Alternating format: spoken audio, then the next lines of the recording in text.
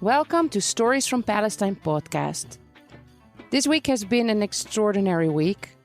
I recorded an episode last Monday with Elias Abu Zuluf about olive wood industry in Palestine, but on Tuesday I already knew that I cannot publish an episode about olive wood under the current circumstances. I've been posting updates on the situation in Palestine on social media in the last week, and if you're not yet following the Facebook page and the Instagram, then you can find the link in the show notes. Thank you everybody who's been asking about my family. We are doing well, but there is a lot of things are going on in Palestine right now. So for this week's podcast episode, I made a compilation of messages that I received from friends around Palestine. I've asked them to give an update and some context about what's happening around the country. The recordings are from Friday, the 14th of May, and I know that the situation changes very rapidly. So when you hear this podcast, for sure, things will already be different. I will keep updating you through social media posts. You will hear some familiar voices if you've listened to previous episodes, and there are some new voices. I will introduce each one of them, and then you can listen to their recordings, of which I made a compilation. We start with Izzeddin Bukhari. He's the founder of Sacred Cuisine. He talked to us about Sufism and about greens in Palestine in previous episodes, and he lives in the old city of Jerusalem. What happened in Jerusalem recently, it's been many steps which escalate the situation to what it is today. But, the Sheikh Jarrah struggle have been going on for some time, not just started. It's been going on and on for a long time. But the situation of Jerusalem and the old city in Ramadan, since in the beginning of Ramadan, the Israeli military and police, they tried to block the Palestinians from hanging out in the Damascus Gate area. And it is like the main spot for Palestinians from Jerusalem, Old City, and also the people who come to the mosque, even after they finish the mosque and the prayer. It's like a hanging out area. So the police and the Israeli military, they block it by putting barriers. And this is really was a move to kind of upset, the Palestinian. So the old city of Jerusalem, and everybody was coming to Jerusalem, they couldn't take it. And there was many standing to our right to hang in Damascus Gate and make sure that they're not trying to make the Jerusalem old city for us as a Israeli vibe dominated and restricted. So this is took on for a few days till they were able to take the barriers out. The Israeli military, they decided to take it down because the situation were getting very escalated. But also you have the right-wing movement, Israeli settlers who wanted to come to Jerusalem, Damascus Gate, trying to create the friction and, to upset the Palestinian, especially this right-wing movement. It's very extreme. They normally chant is like death to Arabs. So it was like we felt it's like an attack on the old city. Everybody stood up in Jerusalem and old city, and there were many clashes. But what really was fueling to the situation and what took it is to another level is when you have the Israeli military forces invading Al-Aqsa Mosque while people are praying and evicting everybody from Al-Aqsa and Dome of the Rock and all the compound of Al-Aqsa viciously, while sounding grenades being thrown in a crazy amount, which is, I remember it was like before 7 o'clock till like 1 a.m. There's not even 1 second you don't hear at least a few sounding grenades. So this was like a move to really, the Israeli military, they trying to let us know, like, no, we control Al-Aqsa and we control the mosque. That's what really raised a lot of anger for the Palestinian all over Palestine and even globally, because, to go to a house of God where people are praying and to evict them that viciously, there is no other translation than that you are trying to escalate the situation and you are showing off with your power and domination. And no matter we as a Palestinian week, we still have our pride and we still care about Al-Aqsa, especially in the holy place. So this move cannot be accepted. This is what took the situation to another level, where many cities in Palestine start to resist, and the settlers, with the help and support of Israeli military, they were attacking civilians and Palestinians. I was just seeing a video today how Israeli soldiers are stopping the cars and checking who in it, and when they are Palestinian, they start to just, shoot, not at them, but scaring them, hitting the car with their legs and foot, I feel like the vibe of the Israeli occupation and military for this Ramadan was very provoking, and the whole idea is to provoke the spirit of Palestinian. And to be honest with you, this is like one of the Ramadan which didn't feel like Ramadan at all, and now it's Eid and does not feel Eid at all, because totally the spirit was like molested by this domination and occupation force and behavior. It's really ironically, with all what's going on and with so many people losing their life, their eyes, clashes, people going to jail, for the first time you can see all over Palestine there is very strong spirit, and we are standing tall in front of this occupation, because I feel these things have been going on and on and on. Every Ramadan we have problems. Every Ramadan there is restriction. Every Ramadan they're trying to not allowing the people to go to Al-Aqsa. Even this year they were not allowing people who come in from Nazareth and from the 48 to come to Al-Aqsa. They will block the road so they don't allow them to come to the mosque. And what happened, people of Jerusalem went to Muda'in area and they begged people who are coming in buses, like thousands of people in their private car. So like this spirit, which is happening right now among Palestinians, no matter where you are, 48, West Bank, Jerusalem, there is a big unity, and we standing close with each other. And all our hearts is with Gaza, because we know as a Palestinian, Gaza is the place where it's facing the most brutality. And it's not like a police and sounding grenades. It's F-16 and F-35 and missiles.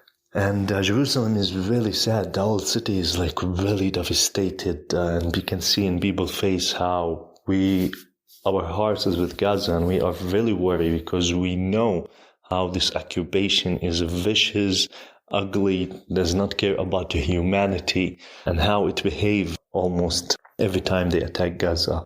I really hope the situation will be much quieter. I really hope, the message and what's happening especially in Gaza, also in Sheikh Jarrah, in Al-Aqsa, this news can reach more people, and people get more idea about what's going on. And if there is confusion from certain people, they are not really understanding what's happening, and they are confused between what the media is saying, because mainly it is sabotage the Palestinian story.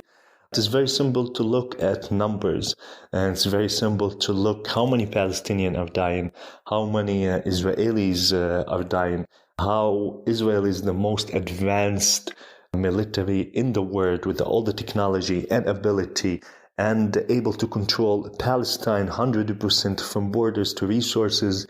And whereas the Palestinian, they don't have who defend them. In Gaza, there is Hamas, but in the West Bank and Jerusalem, we don't have any police or force that's protect us. We have by the name the BLO, and we have the BA leadership, but the BA leadership does not represent us as a Palestinian, does not stand against Israel. It's the opposite, actually. It's a side that's work with the Israeli police and military to give them people who are wanted and not willing to support and protect Palestinian citizens. So we are left over here under the police and the military protection, which is they will go and protect the settler to attack you if they don't attack you themselves. And most of the injuries that's happening recently in Al-Aqsa and in Jerusalem, it was eyes. With these rubber bullets, they are taking people's eyes, and you have some circumstances where one person, he lost his two eyes, which means he was shot by two bullets, And usually these two soldiers, they will choose one person and they will try to take both of his eyes. So this is show the viciously and the techniques that the Israeli military use to just let us know that they are the one in power and they are one who are controlling our destiny and domination. And we as Palestinian, without anything, without any weapon or police that to protect us, we let them know is like, we still stand for who we are because we are Palestinian. We were born here and we're from here and we will still here. This is the news from Jerusalem. Thank you all for tuning in. God bless. Assalamu alaikum. Azzuddin from Jerusalem, Old City. I've asked Mazen Koumsieh, who was my professor last year for the Flora and Fauna course, who is a scientist, an author, and activist, and the founder of the Palestine Museum of Natural History, that we visited in the first episode of this podcast season, to give us some more historical context and tell us a bit about the current situation in the West Bank, which I already have to update with the sad news of 11 Palestinians that were killed on Friday, 14th of May. The situation in Palestine, of course, is a colonial settler situation, and there has been, in the past few decades, ethnic cleansing that is ongoing, so that 7.5 million Palestinians are refugees or displaced people out of a total population of 13 million. The remaining Palestinians here are treated as subhuman subjects to Israeli Jewish state apartheid laws. And this is the cause of the problem. It is not an issue of violence. Violence is a symptom of the problem. And colonialists, of course, use violence. They have to use violence. You cannot come to somebody's home and land and take it nicely. So violence is intrinsic to colonialism. And of course, there is some resistance from the local people, most of it nonviolent resistance, but some of it may be armed resistance, which is recognized as legitimate by international law. Basically, the situation here is not very complicated. It's a simple settler colonial situation with the ramifications seen in other settler colonial situations like in North America when the Spaniards and the British came, or South Africa under apartheid or other situations. The situation in the West Bank has been similar to other parts of Palestine, 1948 areas, Jerusalem and Gaza, which is rejection of Israeli policies of ethnic cleansing in Jerusalem and of desecration of Al-Aqsa mosque and prevention of people, Christian and Muslim, from getting to their holy sites in Israel's attempt to make Jerusalem a Jewish city, when it was multi-ethnic, multicultural, multi-religious. The only difference, I would say, is the West Bank, we have the Palestinian Authority, and which suppresses protests in favor of Israel because of the Oslo Accords that tied its hands and that made it subservient to the Israeli occupation. There is some protests even this Friday, which is the 14th of May. The protests are planned around the West Bank, and last few nights there has been many protests from Nablus to Ramallah to Jenin to Hebron to Bethlehem. Here in Bethlehem where we are, I am in an area very close, about less than a kilometer from the place where there is demonstrations, and we get tear gas drifting even all the way down to the Museum of Natural History. So it's very tough here.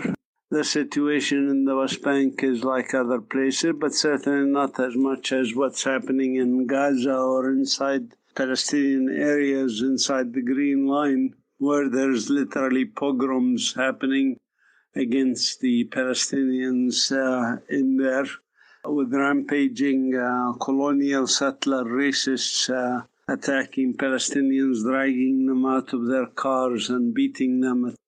In Gaza, the situation is even much worse, as Israel is using its vast U.S.-supplied military power and U.S. funds to basically bomb civilian neighborhoods, resulting in having hundreds of people becoming homeless. and killing many families, sometimes parents with their children, in one case with 4 children and their father. This is horrific what's happening in the eyesight of the world and the silence of the world governments. People of the world have mobilized. There are demonstrations in hundreds of cities and communities around the world. What we see happening here has significant ramifications for the future of everybody, the future of the Israeli government, the future of the rogue Palestinian Authority in Ramallah, created to serve the Israeli interests, the future of decency in the world, the future of hypocritical governments that support oppression and support racism in the countries around the world. Palestine has become the Achilles heel for much of the hypocritical governments around the world. And so we are hopeful that this will be a turning point, that this will bring governments to align with human rights and with international law instead of aligning with money interests. Israel has thought that having moneyed interests in U.S. on its side, basically funding it and also using its veto power at the UN to prevent international law from being implemented here. Israel thought all of these things, and the normalization with the Arab world, of course, as governments, is going to give it impunity from its persistent violations of international law and human rights. The Palestinian uprising that is now ongoing is resetting the course, and I think is a good thing to finally show that you cannot have a normal, so-called normal apartheid state. Apartheid should be rejected, will be rejected.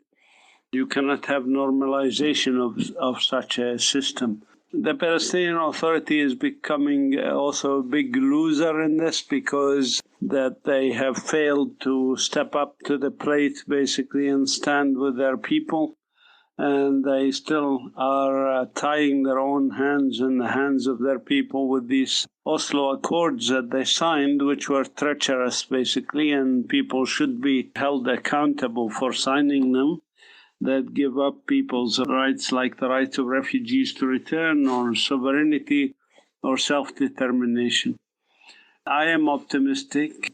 But at the same time, I think the darkness is most before the dawn. We will face much more challenges in the next few months, hopefully before the dawn comes. I talked to Mohammed. He's one of my fellow students in the tour guide program. He lives in a small village called Koa, which is close to Bethlehem.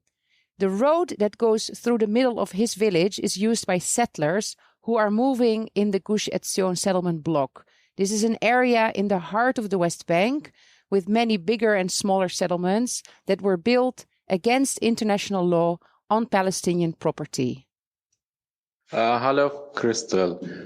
Eid Mubarak. I wish you have a wonderful Ramadan. What I want to say that is this what happened in these days in the territories in 1948 and in West Bank, in the villages and the cities, that it reminds us of before 1948, before Nakba War, where the Zionist gangs used to terrify people, farmers, simple people, to leave their houses.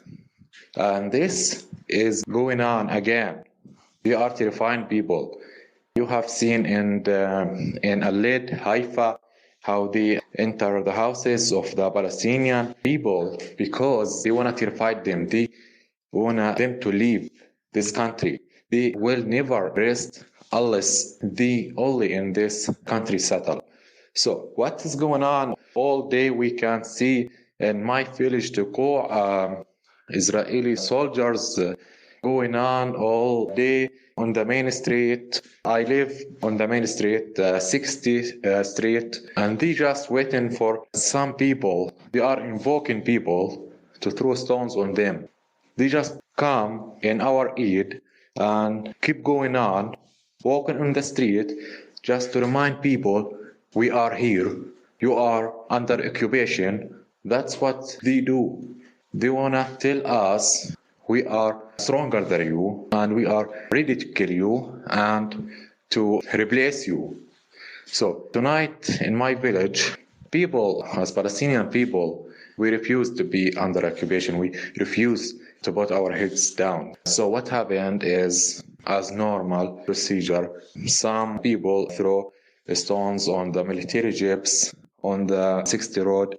The soldiers respond by shooting bullets around on the houses, along the street, along the road, terrifying people, sick people, sleeping people, entering their houses, start searching for the people who throw the stones, just to deliver a message. They are an occupation.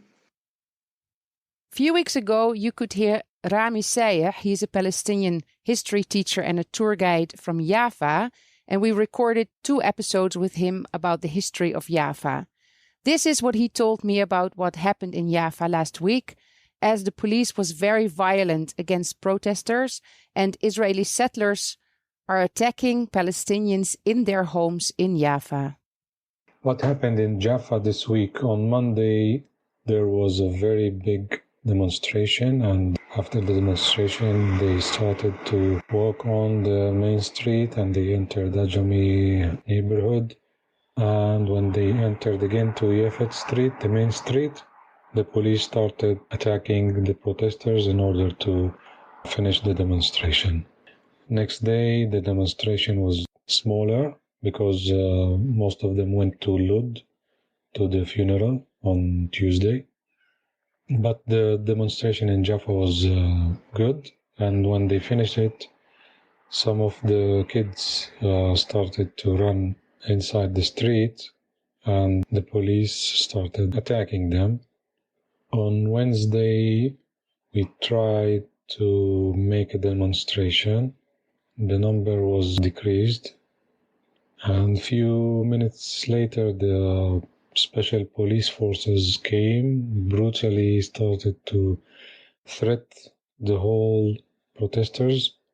He told them, if you're not evacuating the street, they were even standing on the side of the street, not on the street itself. So if you want to evacuate it, we will arrest you. So he started threatening the demonstrators. That's why there was no demo.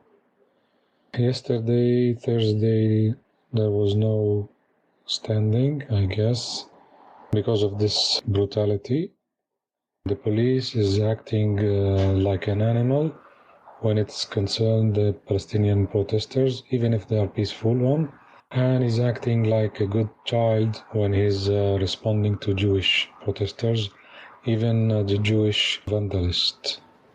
We are under attack every day since Monday night, and the police is only closing the entrance of Jaffa and making it as a ghetto once again. So this is the atmosphere. It's very tensive atmosphere, and the situation is not getting better since the night attacks a few days ago, even last night, Thursday. What is the situation when settlers are trying to come in? Well, the people stand outside of their houses and try to protect themselves, despite that the police is attacking everyone and wanting them to stay in their homes. So it's not a comfortable situation. It's a very bad situation and inconvenient situation. Jaffa is too close to Gaza. What do you notice from what is happening there? Jaffa and Gaza is one nation, one people, and it got one destiny. Both of cities are Palestinians. Another Palestinian community inside the 48 lands is Lud. We spoke about Lud in a previous episode, the second episode of the trilogy From Jerusalem to Jaffa. Lud was a Palestinian town that was ethnically cleansed in 1948 and where only a small number of Palestinians remained. I spoke to Aya. She's a member of the board of directors at Zochrot. That's an NGO that works to promote acknowledgement and accountability for the ongoing injustices of the Nakba, which is the Palestinian catastrophe of 1948, that is actually commemorated today on the 15th of May. Thanks to Margot for translating from Arabic to English. مرحبا للكل، أنا آية زيناتي، ناشطة سياسية ونسوية من اللد، وبال3 سنوات الأخيرة ساكنة بحيفا. Hello everyone, I'm Aya Zinati, a political and female activist from Lid. And for the last 3 years, I'm living in Haifa. In the past 2 weeks, the struggle of our brothers and sisters in Sheikh Jarrah has intensified due to the actions of Israel to forcefully expel and displace them from their homes. This becomes the second time they are forced to become refugees. These policies have been constant since the Nakba. In our cities and villages occupied in 1948, our people have decided to rise up and to revolt and to fight against the policies of Israel in relation to its occupation of Jerusalem and their seizure and control of Al-Aqsa mosque. A week ago, demonstrations started erupting in several cities occupied in 1948. Amongst these cities was Lid. The demonstration was very intense. The youth revolted and expressed their strong felt anger to what was happening to their brothers and sisters in Jerusalem. During the demonstration, an Israeli settler pointed his gun and shot at the crowd of demonstrators, murdering a young man, Musa Hassoune. As a result, the Lid residents refused what had happened. During his funeral, they were assaulted by Israeli forces who did not allow the funeral to continue in peace. Since then, there has been escalations to the situation in Lid. The original inhabitants of Lid are a small minority currently. The rest of the residents are either refugees from other surrounding villages or they have personally decided to reside in Lid. The percentage of Palestinian residents in Lid does not exceed 25% currently, when before 1948 the Palestinian population was approximately 99.86%. What happened in the last week is practically the unity of the Palestinian people, and it is a confirmation that we Palestinians in Lid, Jaffa, Aqsa and Haifa, we will continue the struggle. We see ourselves as part of our people in Gaza, part of our people in the West Bank, and part of our people in the territories occupied in 1948. Most people living in Gaza are refugees from Lid, Ramle, and Jaffa. Most of the refugees in Balata refugee camp in Nablus are from Lid, Ramle, and Jaffa during the Nakba. We are one nation, we are one people. And what is happening now is that we as Palestinians are going through another Nakba, a continuous one, and ethnic cleansing. This is why the youth revolted to protect their homes, their families, their properties. We are witnessing attacks, we are witnessing aggression under the protection of the State of Israel, as well as the Israeli media and every official arm of the state. The state that has occupied us in 1948 and continues to occupy us in different creative ways is interested this explosion takes place under the guise of civil unrest. We are a people who demand our freedom. We are a people who demands the end of occupation. We are a people who demands the end of the massacres on Gaza. We are a people who demands the right of return to every refugee, and we refuse to give up that right. It is important to shed light to the fact that Aqsa and Haifa have witnessed the continuous efforts of Judaization in the last few years. Groups of settlers are invited to come and live in these cities for the sole purpose of Judaizing these cities and expelling the Palestinian inhabitants. This is a systematic effort by the State of Israel to rid its major cities of the original inhabitants and to settle Jews instead. 12 years ago, I met Nader in Amsterdam, a very nice Palestinian guy from the Gaza Strip. We always remained in touch on Facebook when I moved to live in Palestine, and I just realized that he is in Gaza now when I saw a Facebook post. I talked to him yesterday about what he experienced in the night from Thursday to Friday. He just came to visit his family for the first time after 11 years to celebrate the end of Ramadan. Hi, Chris. How are you? I don't know where to start, actually. The first 2 days when I arrived here, it was very quiet, and the scenario of having a war was so far from even like thinking about it. And then the moment I arrived here to Gaza after 11 years, things has changed rapidly, like very quickly. The situation, I don't know what happened in Jerusalem. It started in Jerusalem, and Gaza started to answer to what happened in Jerusalem. Yeah, and then look where we are now.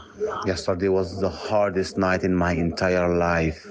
I have been here in Gaza in 2008, 2009, but that war as a whole, 22 days in December 2008 until January 2009, the whole period of that war was like, you cannot compare it to just like what happened to us yesterday. It was such a very, very heavy and aggressive shelling and bombing all over Gaza, and the sound was very loud, like explosions, very hard. Like, oh my God, it's so fucking hard to describe.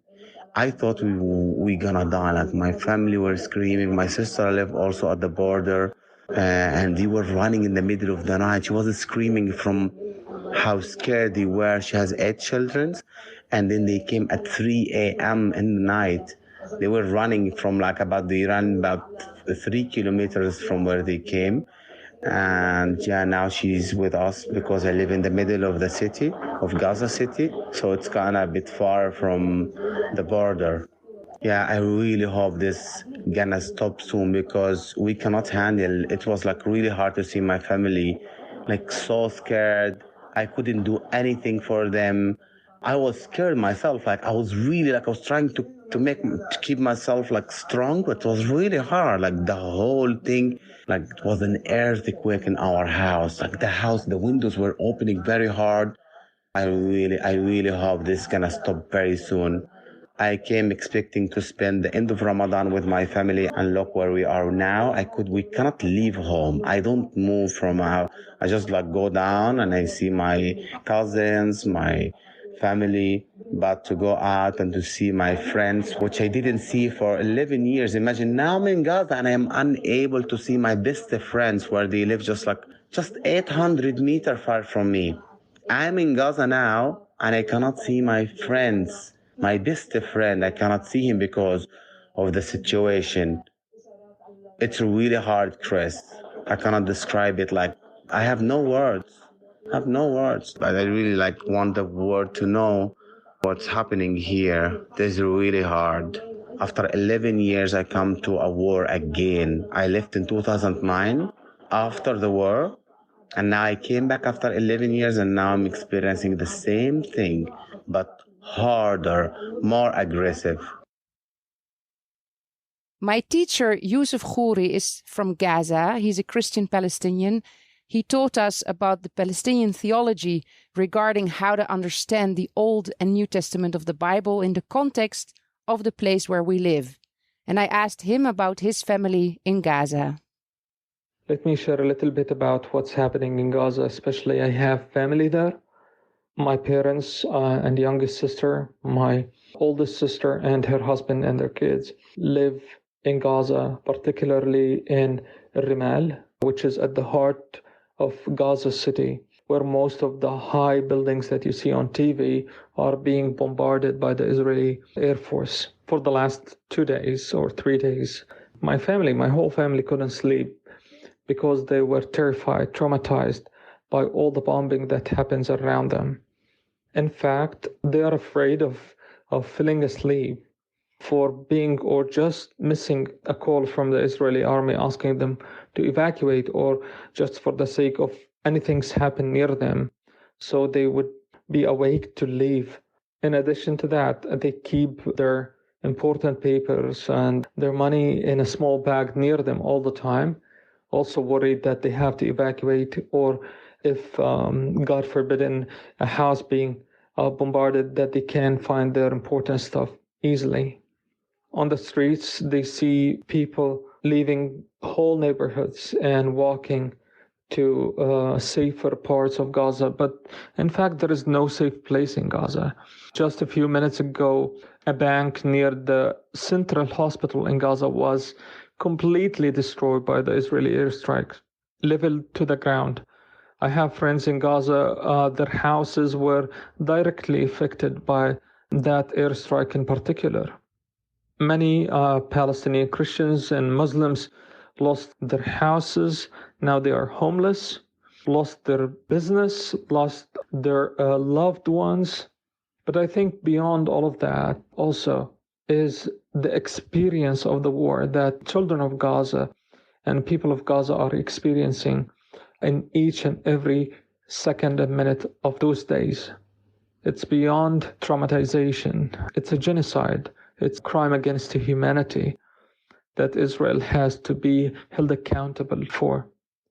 The Gaza Strip is a small region or a small area in the Palestinian territory. It's only 365 square kilometers with the highest density in the world, with 2.2 million people. So imagine all those airstrikes and the Israeli army is preparing to invade Gaza. How many people would be killed? How many people would be injured because of that? When people ask me or say that it's because of Hamas or it's because the Palestinians fired first, my question always is, why you blame the victim, not the oppressor? Why you blame the occupied, not the occupier?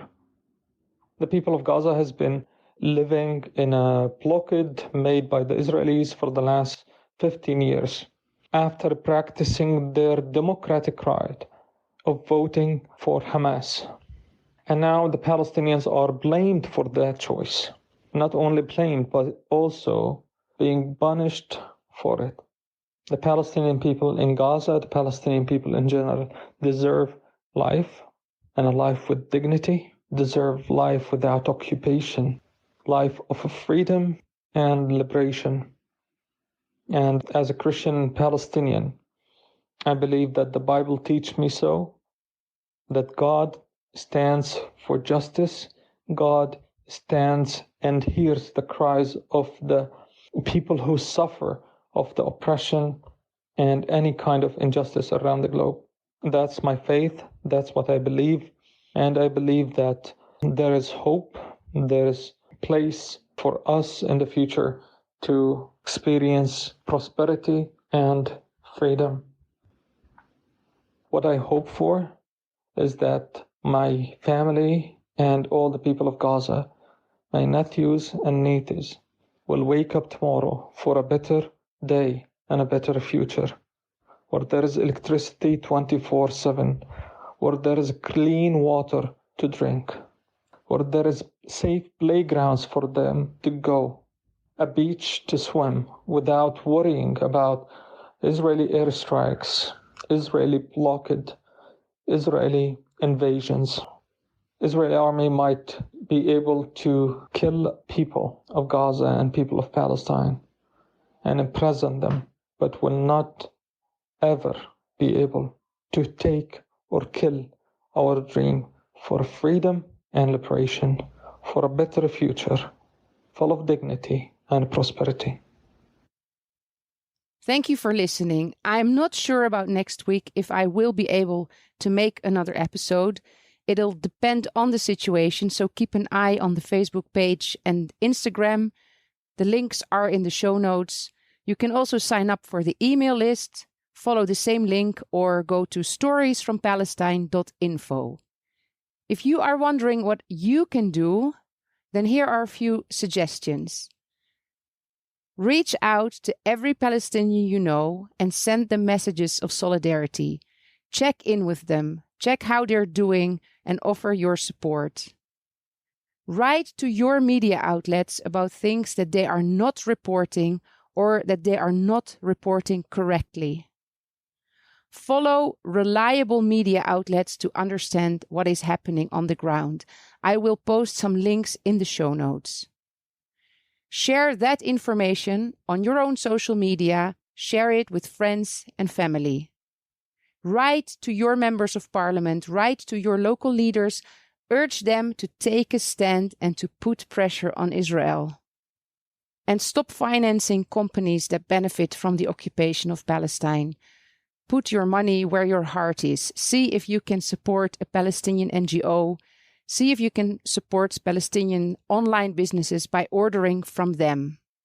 If there are any protests in your country, you can join them. If you don't like to be out in protests, you can still make a statement. Put a poster in your window, put up a flag, put up stickers, make a statement. Just don't think that it doesn't matter. Don't think that it won't make a difference. Doing nothing will definitely not make a difference, so don't look away in the face of injustice. Get out of your comfort zone. It's still better there than in Gaza Strip. The mood among Palestinians is one of unity. Unity that we haven't seen in Palestine for a very long time. Unity among Palestinians and international solidarity. That is the way to go towards justice and peace.